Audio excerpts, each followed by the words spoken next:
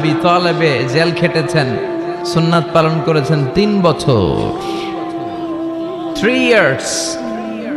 প্রথম বছর ছাগলের গোশত খেয়েছেন, দ্বিতীয় বছর ছাগল শেষ, ছাগলের চামড়া খেয়েছেন, তৃতীয় বছর চামড়াও শেষ, গাছের পাতা, ডাল আর বাকল খেয়ে বিশ্বনবী সাহাবাদেরকে নিয়ে জীবনযাপন করেছেন। জোরে কোন ঠিক কিনা? সাইয়েদনা ইউসুফ আলাইহিস সালাম জেল খেটেছেন 10 বছর। এটা হচ্ছে সুন্নাতুল আম্বিয়া। সদ্য এই সুন্নত পালনকারী আমাদের প্রধান অতিথি, খুশি না বেজার?